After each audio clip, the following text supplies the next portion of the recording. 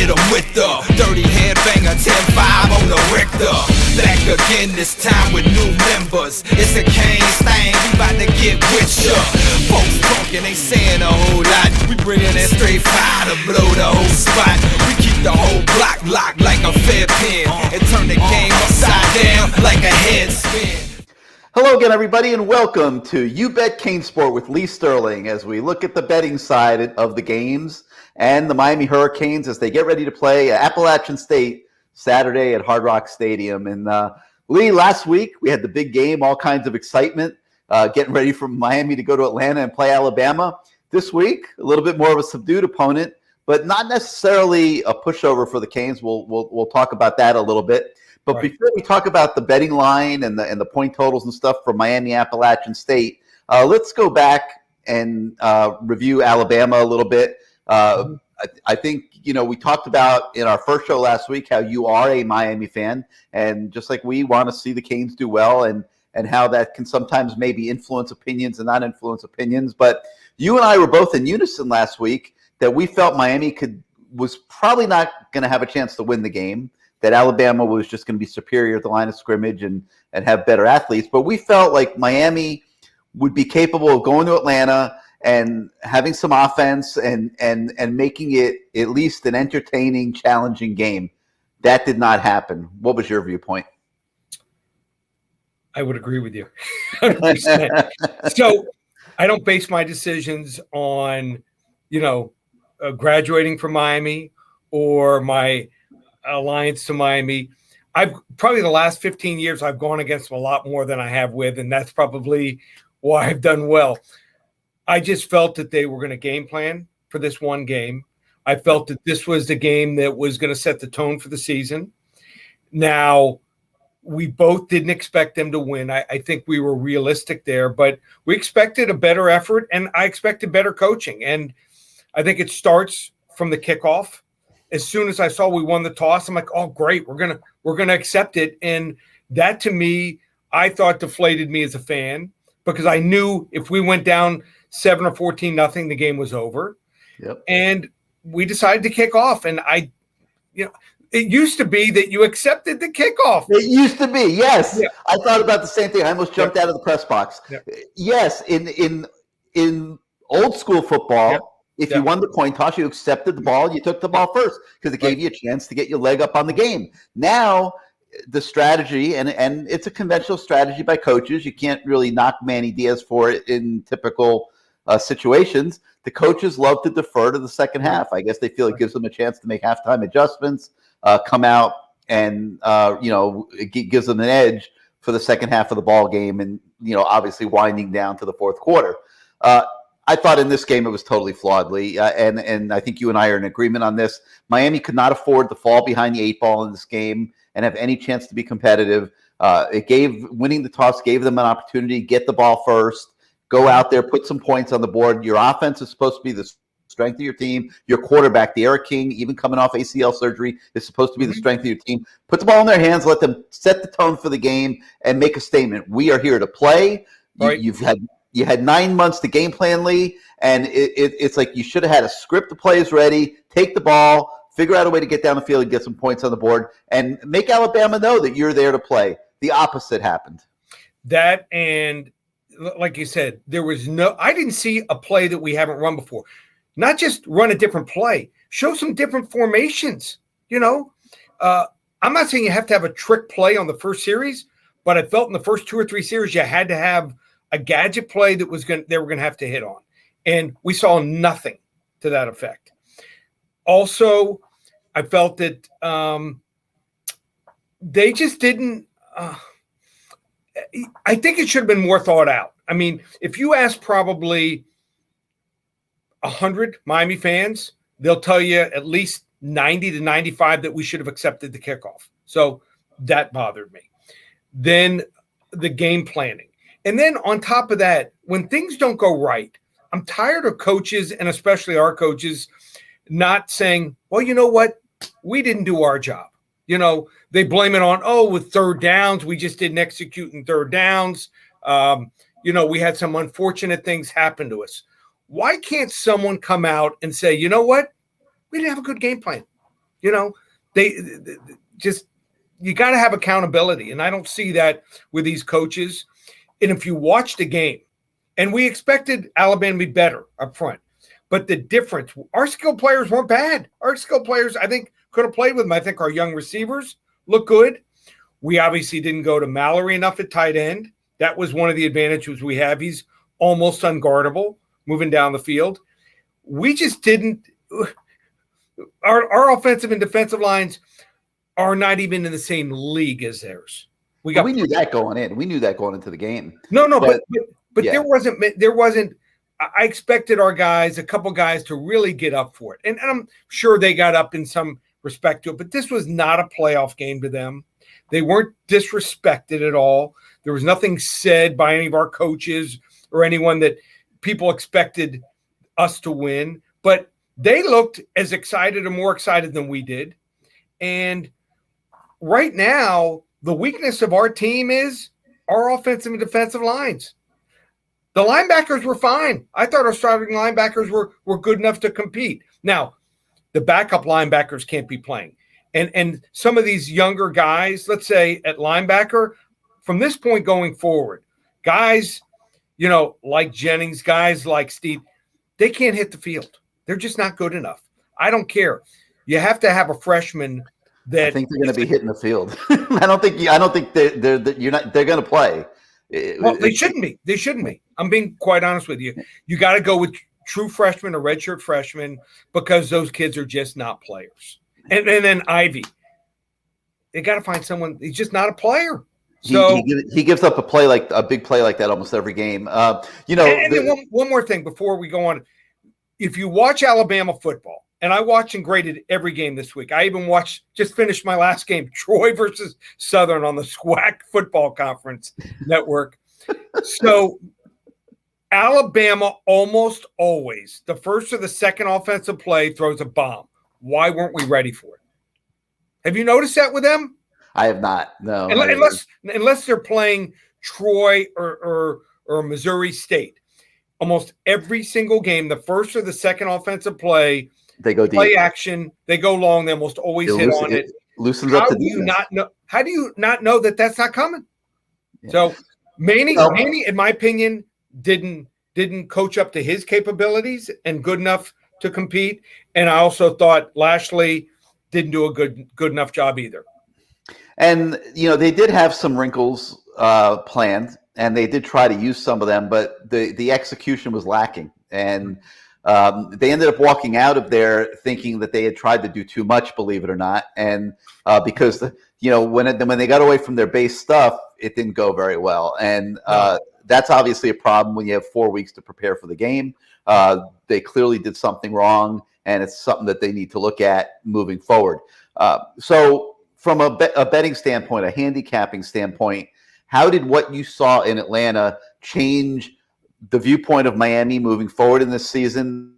And then we'll get specifically into this line for Appalachian State, which the last time I saw it, and please correct me if it's changed, it was hovering around 7 points. It's up to like 8.5 now. 8.5 now? But that still seems kind of tight for a Miami-Appalachian State game at Hard Rock Stadium at night. I agree with you. Most people will base their opinions for the first 5, 6, 7 weeks based on the first game that they saw. It's like when you meet someone, you're going out on a date. What do you base your opinions on? On that attraction right away there. Yeah, I mean, obviously there might be some things that go wrong if you meet someone who's beautiful and she can't carry on a conversation at all. But the first thing that people see is Miami didn't do well. There will be 3 teams, trust me on this, that win like 4 or 5 in a row against the spread after losing week 1. Mm-hmm. And Miami could be one of those teams. So if Miami shows well in week 1, the line's probably 11.5 to 13 in this game. So if you like Miami like I do, there is some value here. Can they take advantage of it? I hope so. They're going to face a quarterback that they're familiar with in Chase Bryce. Some people say he has the advantage, but last year all he did was dink and dunk. I think it was like 10 for 15 in that game. He had a strip sack against him. They had a donut, 0 points when he played for Duke. I've never liked the guy. I don't think he's a good quarterback. I mean, he went from Clemson. Why they ever recruited him, I don't know. I don't know if he was. I think he was recruited. I don't think he was a walk-on. Yeah, no, he was recruited. Yeah, I'm not. Yeah, I think he was recruited. So he may not have been one of their highly recruited quarterbacks, but he was recruited. Transfers to Duke. Now he's at App State and starting. What does that tell you about App State? I mean, Duke was terrible last year. I mean, they're solid. They're not going to beat themselves. That's Appalachian State football. They're smart. They run multiple defenses. They're not going to show the same look all the time. They don't, get beat deep usually on plays. But we played them last week, demolished them. I still think we can be a good team. We can go out there and win. Are we going to win every game? Probably not. I mean, there's some good teams. I mean, not great teams. North Carolina, obviously. Yeah. But you're right. It's hard to imagine running 11 straight. No. But there is some delusional fans that think that we can still win 11. It's not realistic. So Virginia Tech looked great. And that just shows you, let's bring up Virginia Tech in their game against North Carolina. The game planning, I thought, on their game against North Carolina was excellent. Excellent. They showed different looks. Their cornerbacks were ready. It seemed like they almost knew the routes that North Carolina was going to run. So obviously, it's not like they have great defensive backs. They studied them, and they were able to figure out what plays they were running from certain formations. Their defensive stunts and their blitzes were excellent. They were hidden, and they were shocked. I think North Carolina had no idea what was coming at them. So it just shows you what you can do with extra preparation time. So Virginia Tech's obviously a little better than we thought. Probably North Carolina is still good, but not exactly what we thought. There's still some tough games in the schedule, but every game is winnable. They can still, if everything goes right, they could still win 9 or 10 games. So I think this is going to determine, the outlook of the program going forward. I think he's got to win probably 9 of the 11 games for us to feel pretty good about ourselves going into next year. And we've got to get some difference makers on the defensive line and also the offensive line. Guys that, I'll never forget this. I always felt that Miami wasn't that far off. And I watched the Alabama National Championship game against Notre Dame. I was on the sideline before the game. And when I saw the size of their linemen and the way they moved in drills, I'm like, oh my. I had a pretty big wager on it, but I doubled my wager.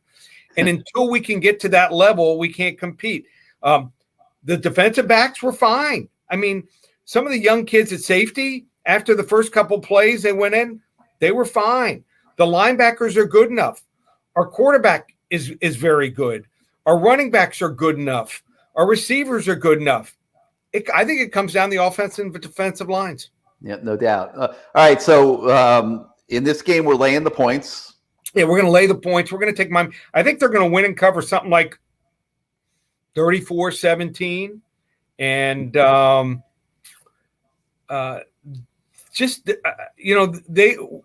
Miami is also, I think they're 6-0 versus some bowl conference teams. So they seem to, take care of their business when they're playing teams like that. And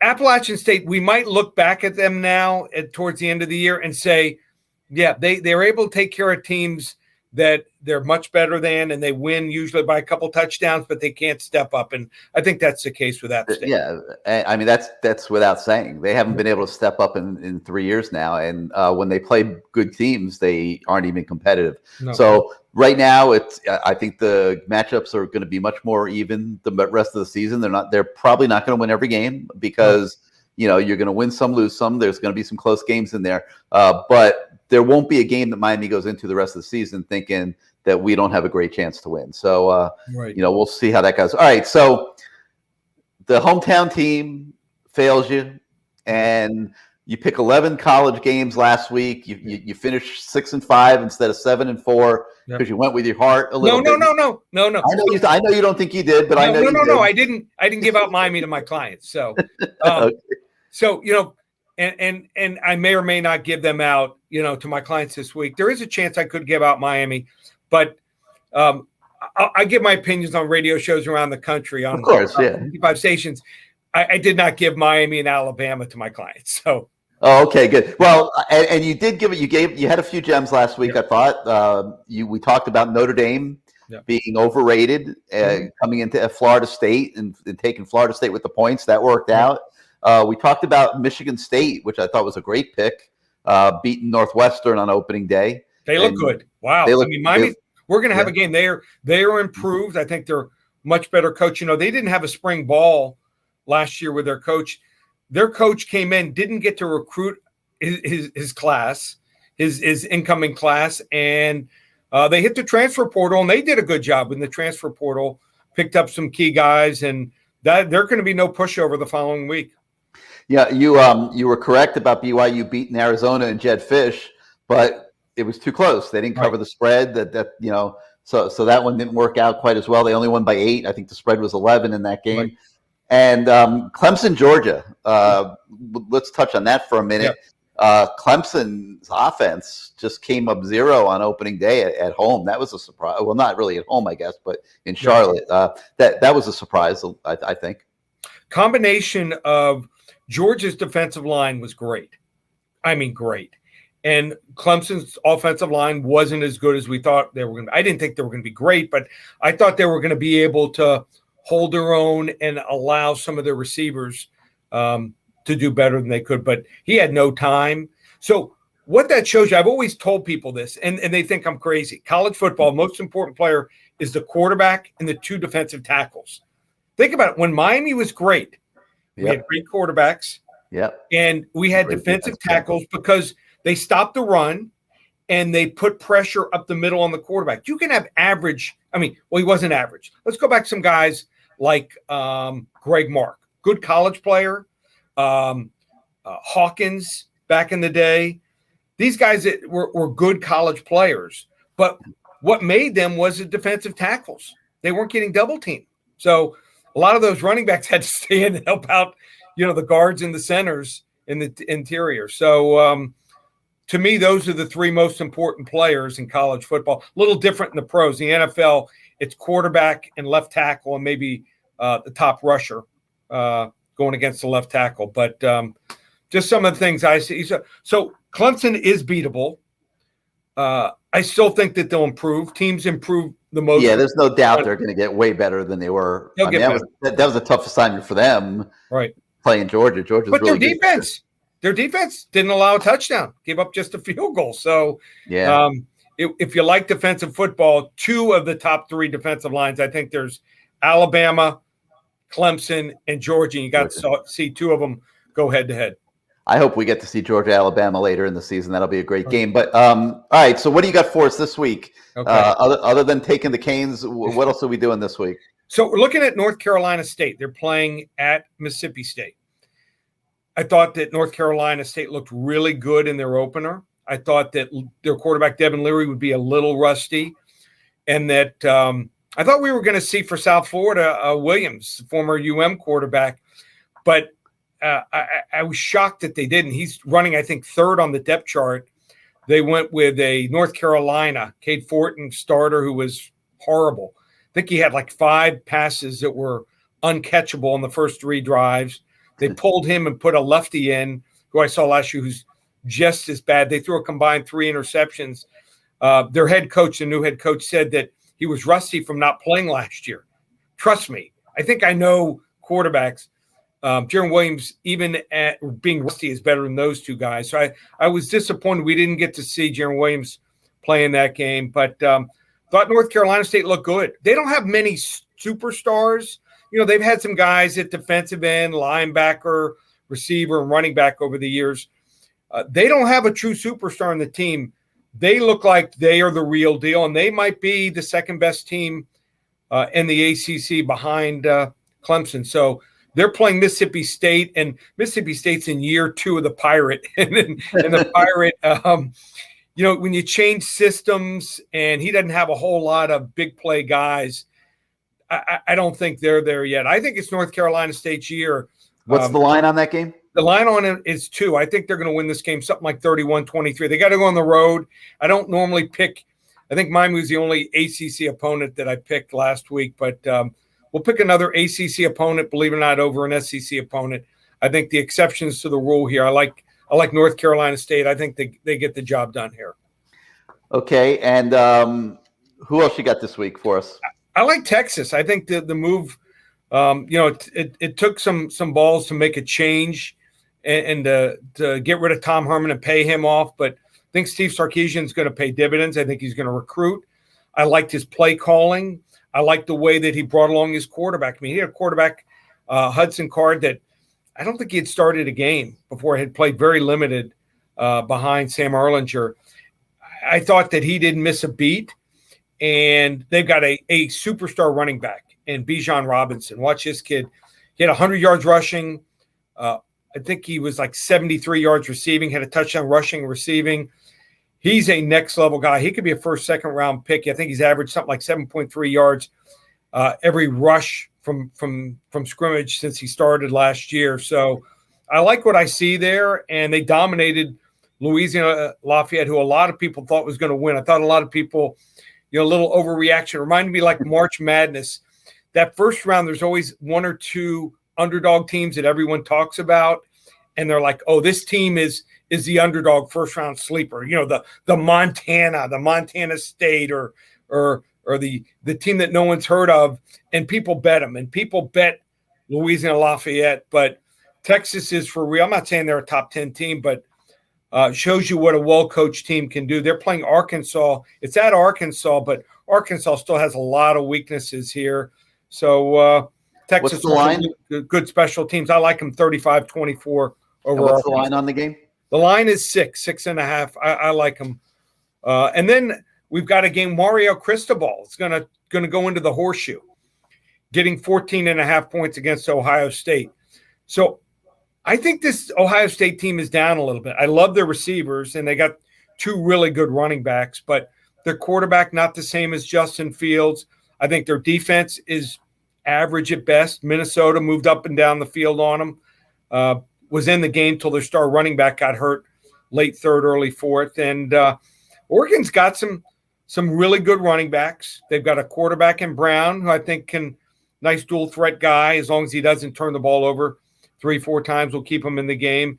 Got some receivers that are good enough, high-level defensive guys. Now, two of his best defensive guys are listed as questionable for this game, but 14.5 is probably a little heavy. Also, he has his offensive coordinator. You got to study coordinators when you gamble. Joe Moorhead, if you remember the name, used to be at Penn State, then moved on to Mississippi State for a couple years. In 16 and 17 at Penn State, he led Penn State to an upset, 24-21 over Ohio State, and almost pulled it off the next year in 17. They lost 39-38. So he has to know their schemes really well for Ohio State. He's not going to be intimidated going in there. And Oregon has done well.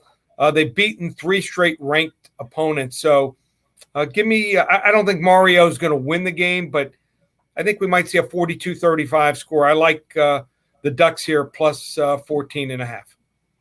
All right, Lee. Well, we'll see how it works out this week. We'll see how the Canes show up on Saturday night, and if they can cover the spread against Appalachian State. Yeah. Thank you for your input as always, and we'll check back in with you next week. So for Lee Sterling, I'm Gary Furman. Thank you, everybody, for joining us on You Bet CaneSport.